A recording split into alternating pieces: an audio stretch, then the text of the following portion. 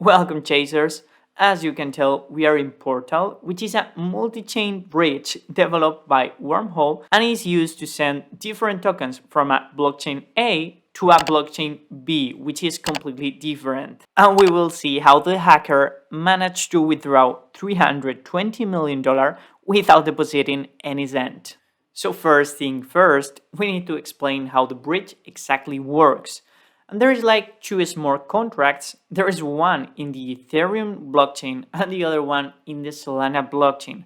So when we want to send some Ether from the Ethereum blockchain to the Solana, we need to send that Ether to the Ethereum contract, which receives that Ether. Afterwards, an event is emitted, which is listened by the Solana contract and is able to create a special token called the Wormhole wrapped Ethereum, which is paired one by one to the Ether contracts in the Ethereum blockchain part.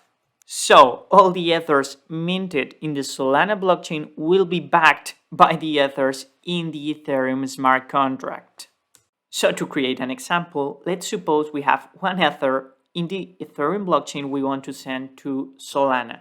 So what we do is send the Ether to the Ethereum blockchain, and this smart contract will tell Solana, okay, I have already received the token. You can create a wormhole wrapped Ethereum, which is directly linked to this Ether in the Ethereum contract. So if the Ethereum contract has, let's say, 100 Ether, Solana can mint up to 100 wrapped Ethereum tokens. And regarding security, there is no difference between any other blockchain. Let's see, for example, Bitcoin. Okay, they have miners which verify the correctness and legitimacy of every transaction. So here we have something called guardians, which are validators, exactly 19 of them, who verify and assure that every transaction is correct. These nodes have a consensus mechanism, and if 2/3 of those nodes are agree regarding a transaction and consider that valid, that will be valid. And afterwards, these nodes say, okay, this transaction is correct and is verified. The security delegates on one of the Solana biggest commonly public nodes listed, which is Solana sysbar instructions. And the vector of attack for this attacker was to spoof and say, okay, I am the Solana main node validator and this transaction is correct. So using this strategy, the attacker was able to mint 120,000 wormhole wrapped Ethereum and afterwards was able to unwrap them to normal Ether in the Solana network. And now let's see the code behind this hack and how it was patched. We are in a Rust smart contract. This condition was not included before, which is in charge of validating if a transaction is received from a valid Solana sysbar node. So without this condition here, anyone can claim that he or she is a Solana node validator. And now we will see the differences between the malicious transaction, exactly the account 3 parameter is the spoofed sysbar Solana account, and a normal and legit transaction, which is sysbar instructions and the name is correctly resolved. So you can tell here the difference between both of them.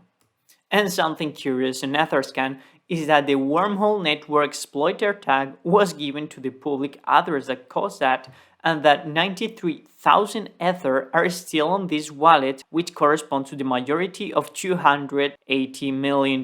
And here you can see how the wormhole team tried to contact the attacker using a transaction and sending a message inside the transaction, which you can see here, offering $10 million if they refund the $320 million.